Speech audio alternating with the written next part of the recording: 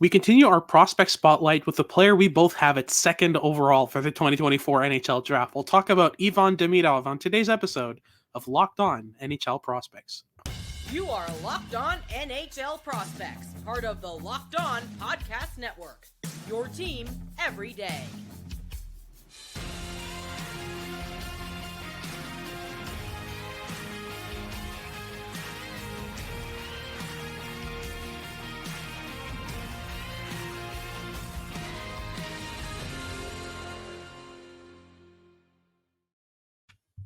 Hello and welcome back to Locked On NHL Prospects, part of the Locked On Podcast Network, your team every day.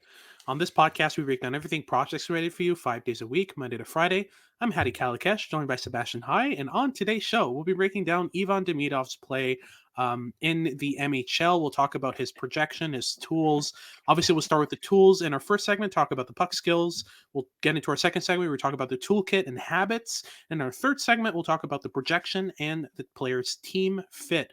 Before we get into any of that, today's episode is brought to you by Game Time. Download the Game Time app and use promo code LOCKEDON for $20 off your first purchase. If you're watching on YouTube, make sure to like and subscribe. Leave us a comment letting us know what you want us to talk about next. And if you're listening on your favorite podcasting platform, please leave us a rate and review and make us your first listen of the day. So let's get started with Ivan Demidov. Handedness, size, overall style of play, what you got to say? Ivan Demidov is an electrifying 5'11", 168-pound left shot right winger who plays the game of hockey unlike any prospect in this draft class or that I've covered in the last couple drafts. And he is fascinating. I'm very excited to do this deep dive today because it's going to be very, very fun. Demidov is absolutely electric. His toolkit is fascinating and really unique. I think that the U word could actually be used with Demidov. He is a bit of a unicorn style of player. It's not a style that we've really seen in recent drafts, and there's a lot of reasons for that we're really going to delve into in this episode.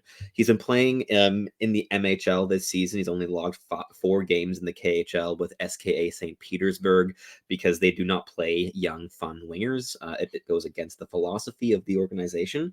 And instead, he is absolutely tearing apart the MHL, which is the junior level of Russian hockey, and which should not include players of the caliber of Ivan Demidov because it's just not fair. Mm-hmm. He has 20 goals and 45 points in 23 MHL games. In his last 10, he has 10 goals and 29 points. He's running at 3 points a game, playing against some of the weaker teams in the MHL, certainly, but dominating even more than he could be expected to. This is an absolute offensive dynamo in every single definition of the word, and he's been my favorite player to watch on the European side of things this season. But what have been your thoughts on Demidov to start? Yeah, I mean, it's hard to evaluate a player who's playing at this level with this level of quality in his game. My main concern with Demidov is what is he learning? Because in terms of tools, in terms of skills, fantastic. And we can get into the tools, especially the puck skills in just a second. But I want to say, like, he's on a 16-game point streak right now. Like, he's tearing apart this level of competition. It's not even fair. But yeah, let's get into it. I think we can start with our first 10 rating for prospects. And it's going to be Ivan Demidov's stick handling. It is insane. I was I just finished recording with Victor and Jesse over at the DPR show, the Dobber Prospects radio show. And I mean, I said that Ivan Demidov is the only prospect that reminds me of Pavel Datsyuk when he has the puck. Like, really wonky stride, but consistently just wriggles out of pressure in the most creative and unique ways. But what do you have to say about his stick handling? Oh my God, there's so much to say. His stick handling, it goes in tandem with how his feet work, and we'll get into the skating in the next segment because I think it's fascinating. He skates unlike any other prospect that I've seen personally. Yeah. But the stick handling, he is incredibly versatile in how he handles the puck. He's always trying to go against pressure, against the grain, trying to find the weirdest possible escape to different problems, and he succeeds in those attempts at almost every single turn against MHL competition. He needs to play against higher end competition to really be able to apply his problem solving skills against stronger, more physical, more aggressive opponents. But he's mastering the art of escapism with the puck on his stick at the NHL level. He can put him in a situation surrounded by 4 opponents, and it's a 50-50 if he's going to get out of there with possession or not, which is just utterly insane.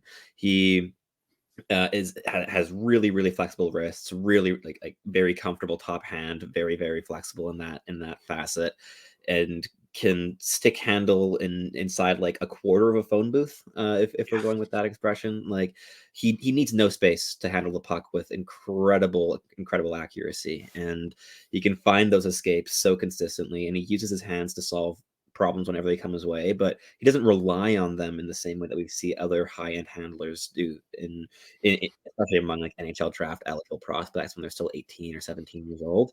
With Demidov, he solves the problems that he encounters with his hands, but when he can solve them with just his feet or just a pass or just a shot or whatever it may be, he does so. He does not double down on having to handle his way out of every single situation, but he Yeah. can, and it's disgusting and it's gross, and the is off the charts exceptional. And I don't know if we're gonna have a single other 10 in this entire series, in this draft class. Like I don't think a single tool that any other player in this class possesses can quite rival Demidov's puck handling. Absolutely, yeah, I fully agree with that. I'd even say that if Demidov continues to develop his skating and makes it a bona fide strength of his, we're talking about a player who's probably going to be the best stick handler in the NHL. Like it's Possible, yeah, yeah, entirely possible. it's ridiculous what he can do with the puck on his stick, and yeah, we can get into his playmaking now because I still think that's a decent element of his game. He plays a give and go really well. He's able to find players through multiple layers of sticks, and has a decent arsenal of passes as well. He doesn't default to one type of pass. You can see his awareness in the way he places area passes. He's another player who almost kind of directs players with his Yeah. ability to just kind of throw passes into areas for them. He forces players to skate into space for him to hit them with a pass, but he's also comfortable hitting them in stride. Delaying with the puck in order to open up a lane. Like there's a lot of intricacy and polished elements to his playmaking game as well. What would you give that as a grade in this game, playmaking wise? I think at the moment I'd have his playmaking towards an 8 grade. It Yeah, is a real strength. It is it can almost compete with like Macklin Celebrini's shot, and as a tool in my eyes, it's close, not quite there, but it's in the same it's in the same tier. Like his ability to open up passing lanes and to creatively be able to to force openings in defensive structures at the yeah, turn of a hat whenever he wants. It's always an option for him, and he consistently does it against MHL competition. It's not a fair league for him, and it's not the easiest league to kind of evaluate where he's at, just because of how big the gap is between his level of play and everyone else's in that league. yeah. But and that's certainly clear in his playmaking. I'd be a lot more confident in calling it an 8 tool if we saw a few more KHL reps this season as the year progresses. But it has been exceptional. It's been as perfect as playmaking can get at the MHL level in my viewings. Absolutely, yeah. Now we get to his shot. I would say his shot is I really like his back leg wrister. When he Yes. when he loads his weight on his back leg and kind of rifles the puck off his hip, it's really powerful and accurate. He also has a decent one timer, but that's mainly where his shooting arsenal ends. Like those are the two shots he utilizes more than often, and he defaults to them. I think that diversifying his shooting arsenal, adding more tools to his shot, getting comfortable shooting off of bad passes would be a couple things that I would really like to see him work on. So for the moment, I give him a 5.5, maybe 6 for his shot. Do you agree?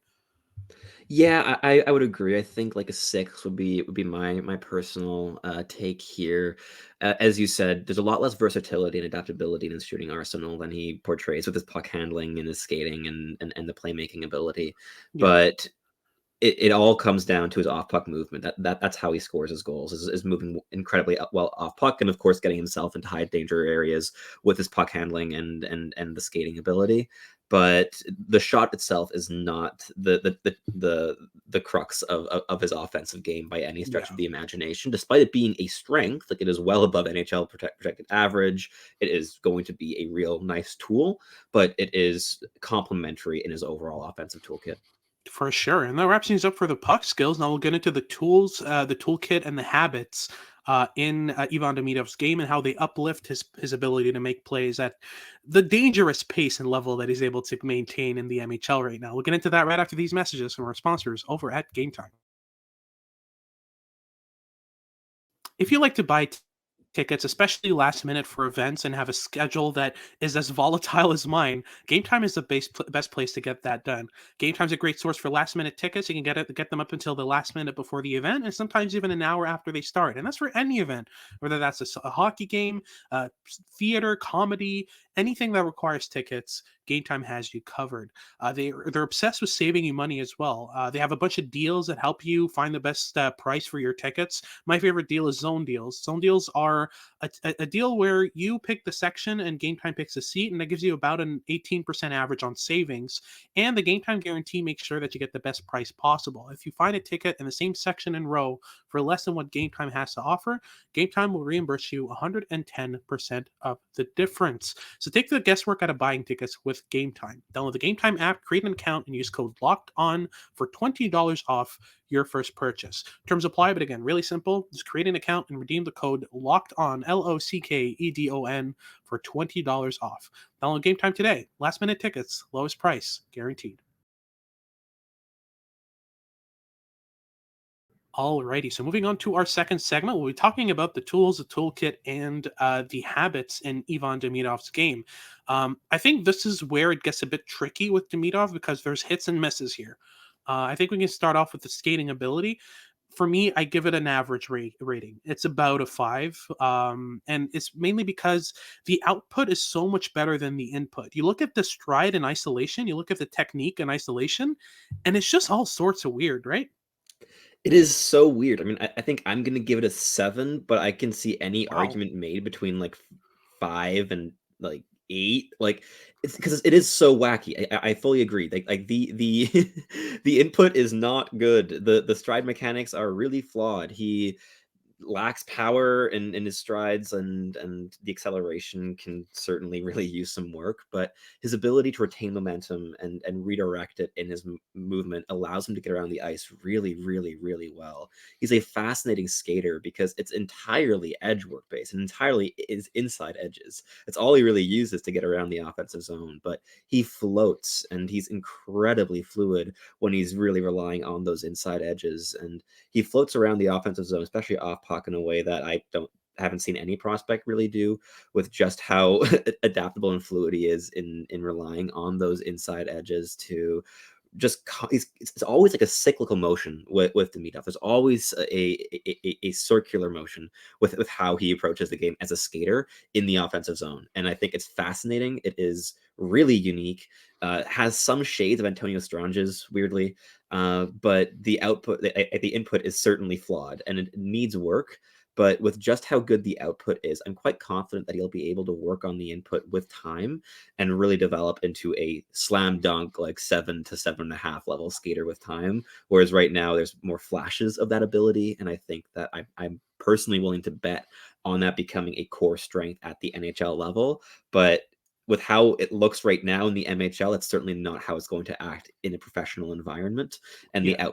the input will certainly be, it'll look a lot worse against higher end competition. And I can totally see the arguments of lowering the skating evaluation, because it is so wacky. It is incredibly unique. He skates unlike any player I've seen this year. So Yeah. it is fascinating. Absolutely, yeah. It's really the weirdness in it. It's just that it's unique, but in a way that makes you doubt what you're looking at. Like sometimes you're like, how is he redirected his momentum from fully left to fully right Exactly. with edge work that poor? It almost doesn't make sense when you're trying to break Yeah. him down scouting wise. But speaking of which, we can get into the hockey sense, because I think that uplifts his skill set for sure, but Huge. it's so inconsistent. Like there are moments where he makes the exact right play and sees something that you could have never seen in your life. But there are other times where he's overdoing it, right? Like he's still learning what the balance is. And for me, the issue is I don't think the MHL is the right place to kind of figure out what the balance is For with sure. the stick handle versus shoot versus pass kind of toggle, right?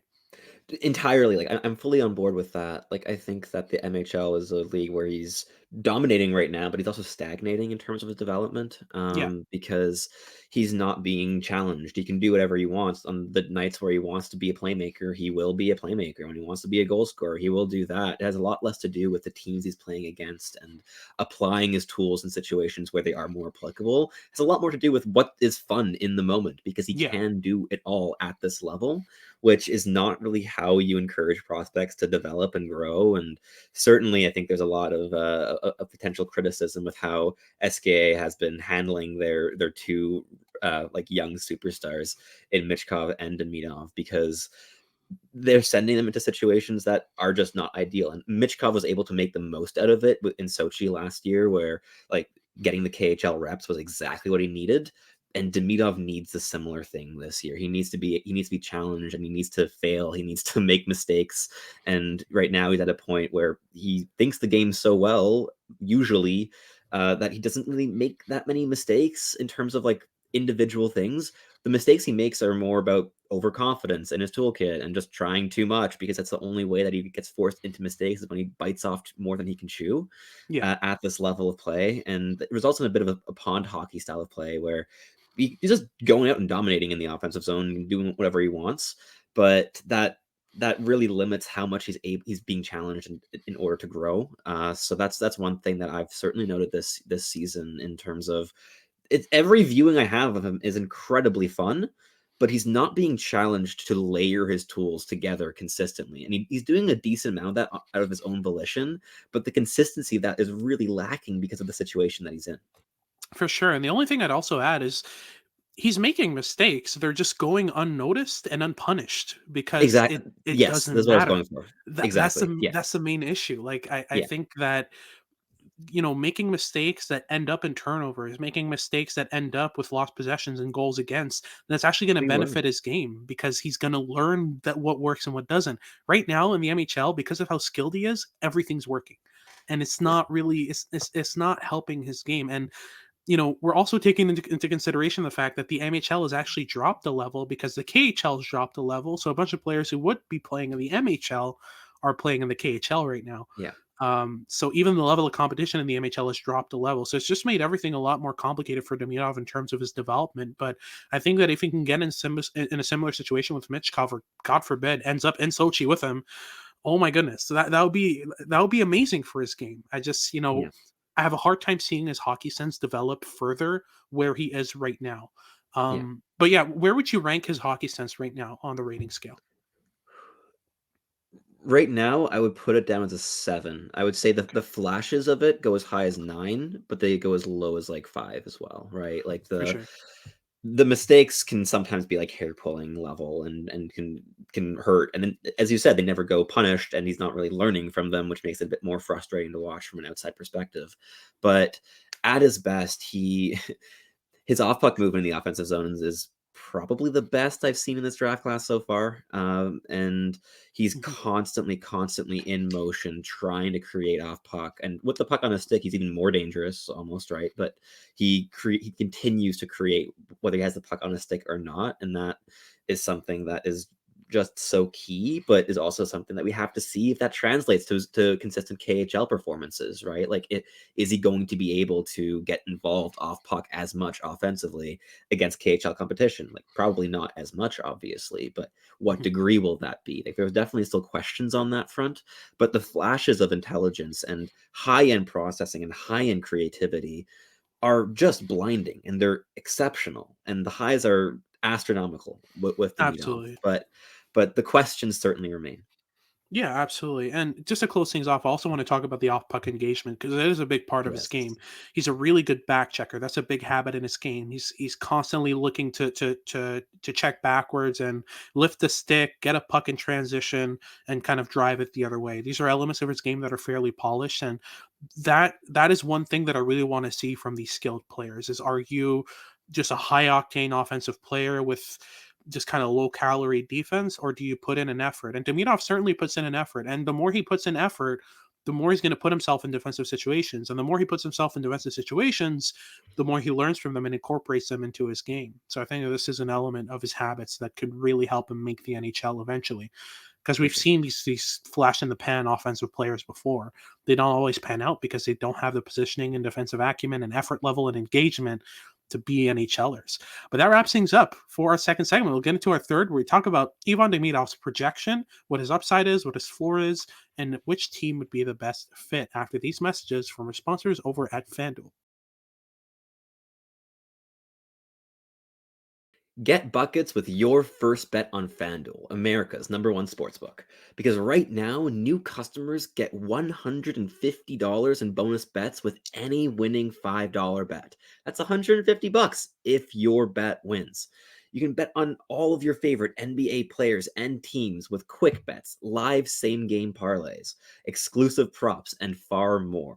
I know I personally am always a very big fan of single game parlays, especially when I'm going to a game live and in person, just to make it all the more exciting. I can select a few very specific stats and expectations that I have going into the game, and it adds a little bit of spice to the experience of going to a game in person. Just visit fanduel.com/lockedon and shoot your shot.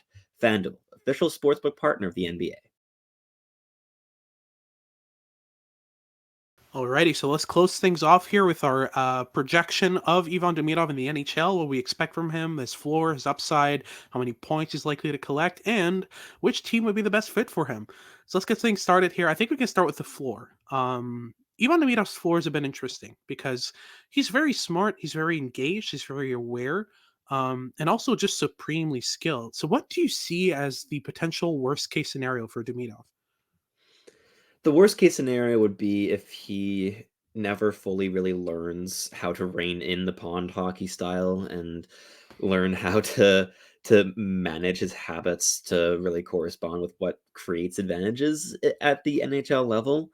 I think that there is a world where that happens. I don't think it's likely. I think if it does, then maybe you have a really dynamic but really inconsistent third line scorer who can maybe bring you like 40 to 50 points, and really bring some electricity to the mix and could easily be a first power play piece. Yeah, But the upside with him would be incredibly high. Like the range with Demidov is certainly wider than with other players in the top end of this draft class. I feel like with like we looked at Caden Lindstrom yesterday, the floor there is quite easily a second line one. Like he is going to be a top six center. I have little doubt about that. With Demidov, there's certainly a wider range of possible outcomes, but I also think that at the upside is higher. I think that at his best, what do you think Demidov is at his best? Like 110 possible points, maybe? Like it yeah. would be electrifying, and the handling skill could be best in the league. The off puck engagement is a strength. Like there's a lot to love with this player. Absolutely. I'd say the way I don't like comparisons, but just in terms of points ranges and kind of play styles, I'd say the floor is like Jack Roslovic, Mason Appleton type of player, and the ceiling is Patrick Kane. Like that level of player. If he can Yeah. figure it out and put it all together, I think there's a chance he gets there. But yeah, I'd say something like 100, 110 points. You know, occasionally being the best player on his team, and you know, maybe an Art Ross, that kind of thing, depending on the Yeah. season. Like it's a possibility. I think that the ceiling sky high with Demidov, and it all goes through his combination of you know, of awareness and stick handling. Right now, his awareness lags behind the stick handling for sure. But if he can get that awareness to a level where it's at least keeping up with his hands, And consistently doing so, which is yeah, the key. Yeah. it's gonna be dangerous. I think that there's a chance that you might get the highest point score out of his draft. He's never going to be as effective as Macklin Celebrini, but you can get the highest point score out of this draft. Like it's a possibility, and I think that you can't let a player like that slip past like third or fourth. I think that's the worst. Like that's the most you can do. But NHL teams and Russians, man, it's constant back and forth, right? Yeah, like I wouldn't be shocked if he fell all the way down to like seventh or eighth, come the time of the NHL draft. I think that like if Matvei Michkov could fall that much, and with how hyped up he was, which was more so than Demidov is this season in terms of popular discourse at the very least. I know that for us it might be a little bit more contentious and a little bit closer, but in terms Yeah. of popular discourse, he's not quite there just yet. And I hope it gets there as a narrative overall, because he deserves all the praise and excitement in the world with how he plays the game. I think that NHL teams are going to adore him once they add him to their team and actually see what he does for them. Yeah. But there is a lot more risk involved with selecting Demidov at like second or third overall than there would be with other options, and that's going to scare teams off. Mhm. But whichever team lands him in that 4 to 8 range is going to be really, really, really happy with the player they get. Oh, absolutely. And yeah, I mean, overall, we're looking at a player who, I do tend to compare Mishkov and Demidov, and I'm still having trouble like discerning between the two because the things that Mishkov does are fantastic. His goal scoring ability, especially 6 feet around the net, is amazing. Yeah. But Ivan Demidov's just different gravy. Like there's something about him that's just amazing. How do you kind of put him up against each other? With Demidov, the on puck dynamism just blows Michkov out of the water, in my view. Like the stick handling and his ability to leverage that to find escapes in whatever situation he finds himself in is Yeah, second to none among players that I've seen in the last 3 years. So with Michkov, it is certainly a strength, but it's just not quite comparable. The shooting skill with Michkov is leagues above Demidov, and I like Demidov's shooting ability. I think it's quite solid. It's not the crux of his offensive game, but it's the dynamism for me, like the consistent dynamic ability. Where with Michkov, there were a lot more viewings in his draft year, of course, playing in the KHL, which is an entirely different ball game to the MHL. But yeah, there were certainly games where he was really settling into like the off puck goal scorer role, not really trying to do too much with the puck on his stick, which was of course coming from his coaches as well. But yeah, he kind of thrived in that type of a role. I think like puck, he does great with many puck touches, but he's just as effective when they're a bit more limited, which they likely will be once he hits the NHL as well. With Demidov, you want him to have the puck on his stick. With just as good as his off puck movement is, he is at his best when he has the puck on his stick because of just how elite the stick handling ability is. yeah, So I think that there are different projections in terms of what styles they're going to play at the NHL level, and where Matvei Michkov had more polish in his offensive game and absolutely no polish in his defensive game. With Demidov, there's more polish offensively than we saw with Michkov last year in terms of by a little bit, not by a wide margin. His polish isn't what I would really use to describe Demidov either, but yeah. there's also a polish in his defensive habits and his off puck engagement that we still haven't seen from Michkov. So there's certainly differences between the two players. For sure, absolutely. And in terms of fit, I think Chicago would be a fantastic fit. I mean, a That would combo be unfair. Demidov and Bedard together might actually make me like tune in for a Blackhawks game or two. Like I'm like those two would just tear things up. I think that both of them are really good at playing off the puck, at finding space in Yeah. the offensive zone. Both of them are also really dynamic with it. So having both of them on the same line, with a player on their left side who can play more of the forechecking game, retrieve pucks, cycle them, like that's, oh my goodness, that would be lethal. But what other fits do you see for Demidov other than Chicago? I mean, perhaps just for pure fun factor, San Jose, I think would be Oh really yeah, fun. yeah, Seeing Demidov playing with guys like Will Smith and William Eklund would just be disgusting. I think that if you can put him into an environment where you already have these highly adaptable, highly intelligent, and highly creative forwards yeah, that will just completely be at his pace mentally, and in mhm, terms of creativity, he would absolutely thrive. Would it be the most balanced like line of all time? Oh, not by a long shot, but it would be incredibly dynamic, especially on the cycle in the offensive zone. Like those three players would absolutely tear teams apart in their primes together. So I think yeah, San Jose would be fun, but Chicago, I mean, we've said this every single episode so far in this series with Celebrini, Lindstrom, and now Demidov. Every single fit in Chicago is just gross. Whenever you just want yeah, to add another incredibly skilled forward to Chicago's forward core, it just works, and it's just disgusting in terms of projection. So that Yeah. kind of happens when you have Connor Bedard to work around. Like, it makes it very easy to construct a roster around Yeah. a player of that caliber. But yeah, Demidov in Chicago would be unfair. Yeah. It would be pretty disgusting. Absolutely, and even the defensemen in this draft would be great fits in Chicago Oh, because of I think course, right-handed Ds would be great to add to Chicago's certainly. roster.